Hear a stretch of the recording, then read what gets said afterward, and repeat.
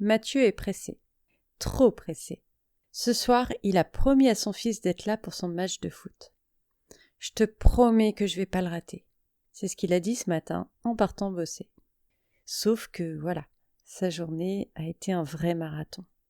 Il avait des dossiers urgents à bloquer, un appel lui aussi urgent qui tombe au mauvais moment, et les minutes défilent. Quand il finit par quitter le bureau, le match a déjà commencé. Il roule vite, trop vite. Regarde l'horloge sur sa voiture toutes les 30 secondes. Quand il arrive enfin, le terrain est presque vide. Il aperçoit son fils au loin, assis sur le banc, la tête baissée. Le match est terminé. Mathieu s'approche. Il cherche quoi dire pour s'excuser. Mais son fils lève la tête et lui sort « C'est pas grave, papa ». Un « pas grave » qui sonne tellement faux qu'il a du mal à l'entendre. Sur le chemin du retour, Mathieu est envahi par un mélange de culpabilité et de frustration. Il avait tellement envie d'être là, et pourtant il a encore raté un moment important. Pourquoi il court partout, tout le temps, pour finir par passer à côté de l'essentiel ? L'équilibre travail-famille, c'est une question universelle, mais qui est souvent mal comprise.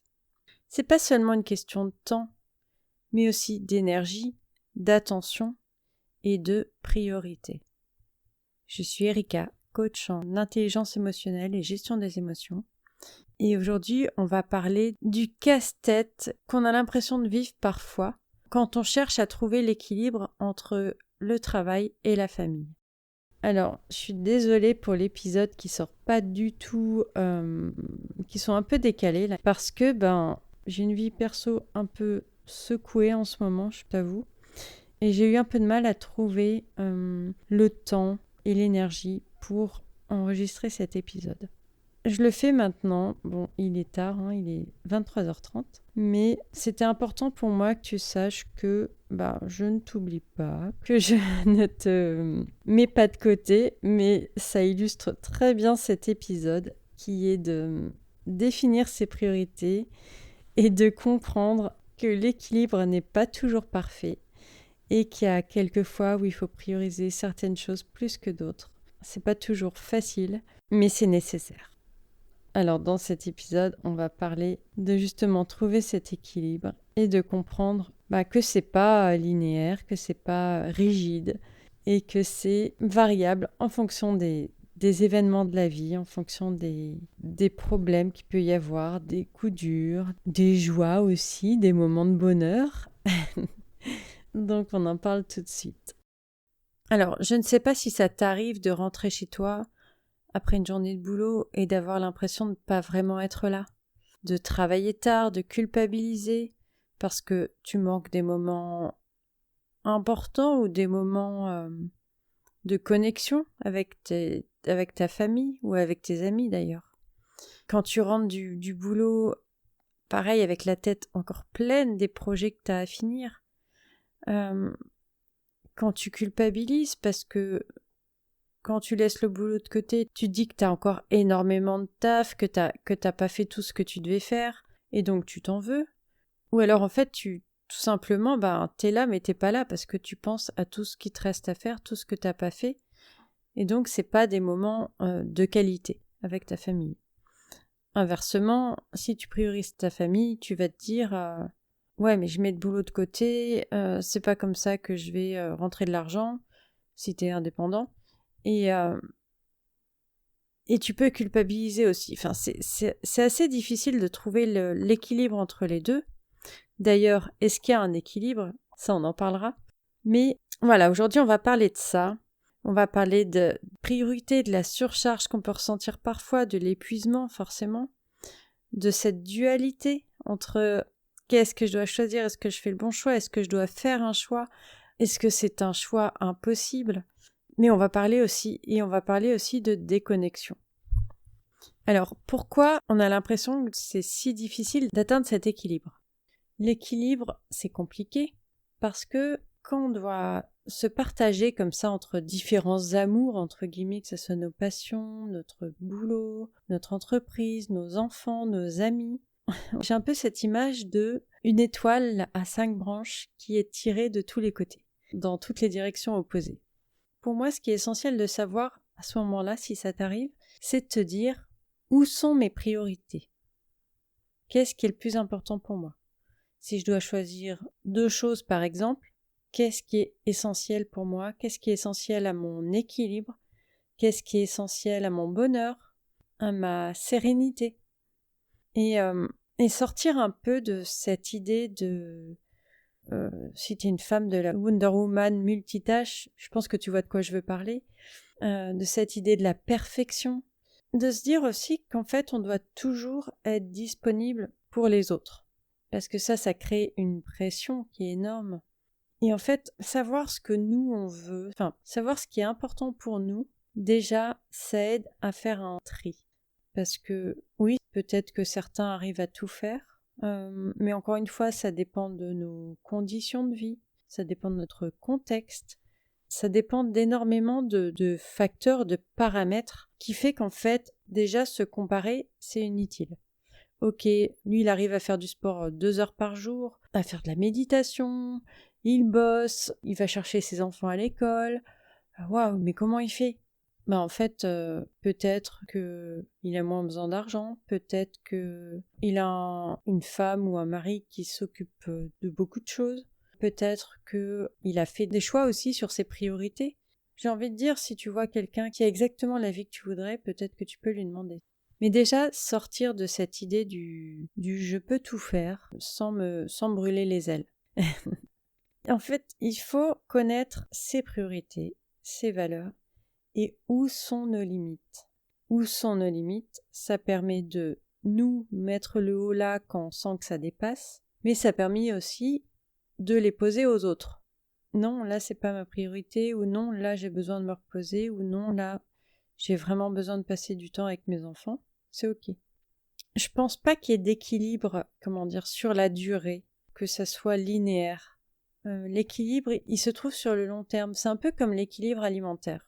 Si tu manges super bien, super sain, et que tu manges un peu de malbouffe ou autre, ça va pas tout foutre en l'air en fait. L'équilibre alimentaire, il se fait sur la durée. Sur 1 mois, 2 mois, 6 mois, 1 an. Est-ce que sur la longueur, j'ai un juste milieu? Est-ce que j'ai un équilibre entre la malbouffe et la bouffe saine, par exemple? Et là, c'est pareil en fait. Il y a des jours ou des périodes où tu vas être à fond boulot parce que tu as un projet, parce que tu es en lancement, parce qu'il y a un rush. Voilà, il y a beaucoup de clients, parce que pour une raison ou une autre, tu vas prioriser dans ces cas-là le boulot. Mais il y a d'autres fois où tu vas te dire, là, mes enfants ont besoin de moi, mon mari, ma femme, là, mes amis ont besoin de moi, ça va être la priorité pendant quelque temps. Et donc là, c'est pareil, c'est sur la durée. Est-ce qu'il y a un équilibre sur la durée? Est-ce que si je fais le bilan des 3 ou 6 derniers mois, est-ce que j'ai l'impression d'avoir trouvé cet équilibre? Sinon, comment je peux faire pour l'ajuster? Si oui, continue, j'ai envie de dire. Mais oui, d'un côté, on nous demande d'être à 100% dans notre job, et de l'autre, on attend qu'on soit à 100% à la maison. Ce qui est important, c'est que quand tu es dans l'un, sois-y vraiment à 100%.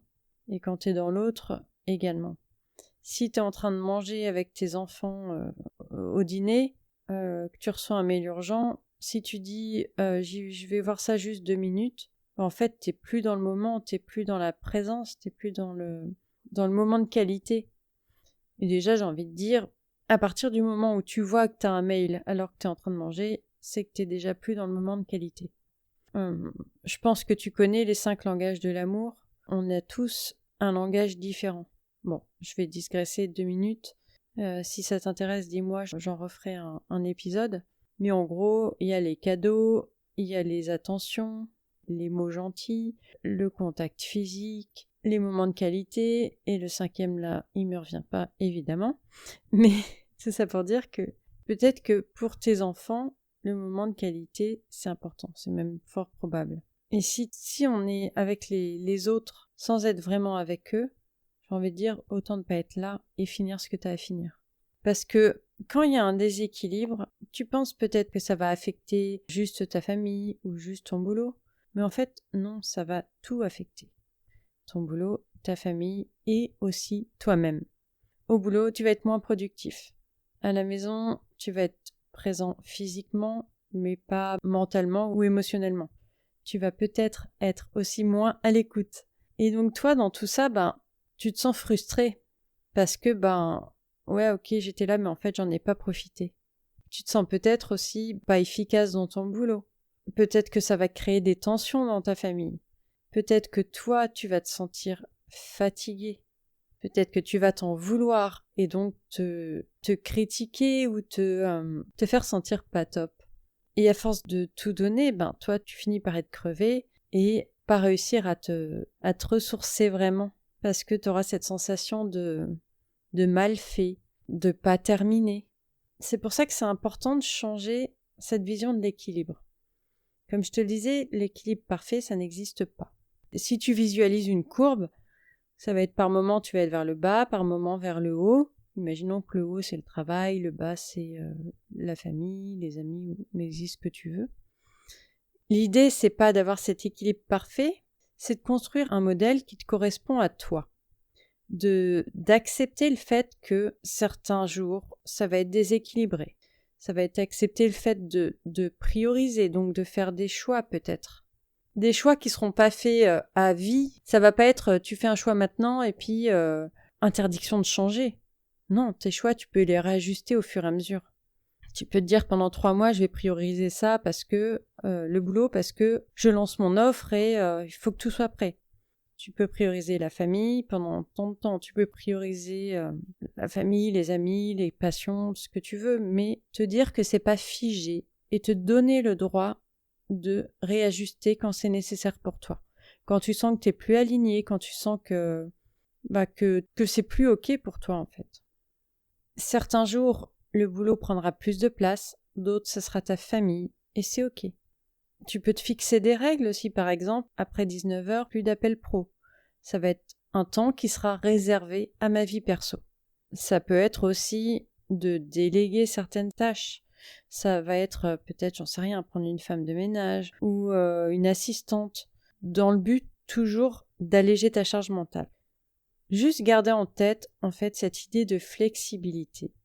Ton choix n'est pas définitif, c'est pas tu choisis tout de suite et ça va rester toute ta vie. C'est pas l'idée, d'accord?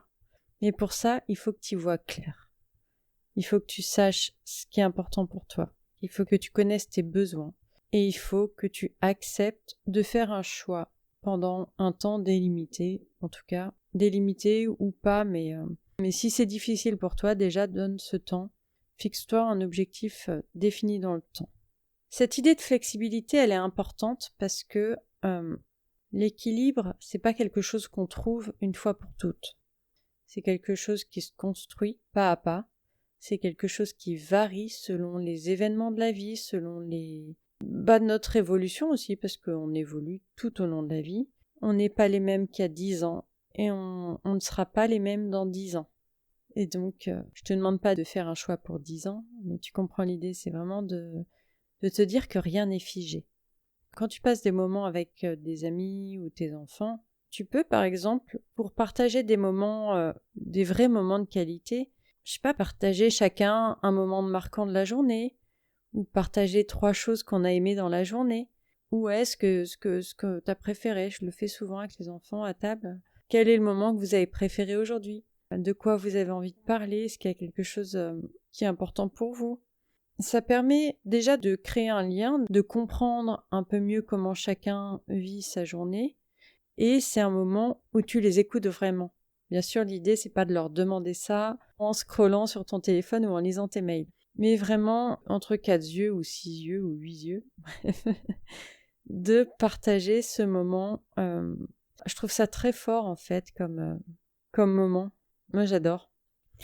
Et sinon, tu peux aussi prendre du temps pour toi, pour te recentrer, faire le point sur ta journée, pour lire, pour marcher, pour en fait ne pas être dans l'action productive, mais dans l'introspection, dans l'important. Ce que je veux dire dans cet épisode, c'est que l'équilibre, faut pas que ça soit un casse-tête, parce que l'équilibre parfait n'existe pas. C'est vraiment ce que je voudrais que tu retiennes de cet épisode. Mais que ce qui compte, c'est de mettre en place une organisation qui fonctionne pour toi en fonction de tes priorités. Alors, ce que je peux te proposer pour cette semaine, c'est de définir tes priorités. Qu'est-ce qui est important pour toi? Si tu dois en choisir 2, par exemple. Après, tu vois, selon tes journées, si tu peux en mettre 3, t'en mets 3. Mais en te disant que quand tu seras dans cette priorité, que tu ne feras rien d'autre. Donc, si tu peux en mettre 3, t'en mets 3. Mais définis déjà tes priorités et essaye de matérialiser la place qu'elles prennent. Matérialiser, c'est-à-dire poser en détail tout ce que tu fais dans la journée et les mettre dans une catégorie. Par exemple, catégorie famille, catégorie travail, catégorie sport. Et de te demander, est-ce que par rapport aux priorités que j'ai définies, c'est à peu près équilibré ou est-ce qu'il y a une des priorités qui est complètement lésée et l'autre qui est surchargée? Ça, c'est un des exercices-jeux que tu peux trouver dans la box. Ma box gratuite qui te permet de faire le point sur différents aspects de ta vie et de voir si c'est plutôt aligné ou pas, si tu as des freins, si tu as des ajustements à faire, de creuser un peu tout ça. Si tu veux la télécharger, je te la mets dans la description de cet épisode. Et d'ici là, je te souhaite une belle fin de semaine et je t'embrasse.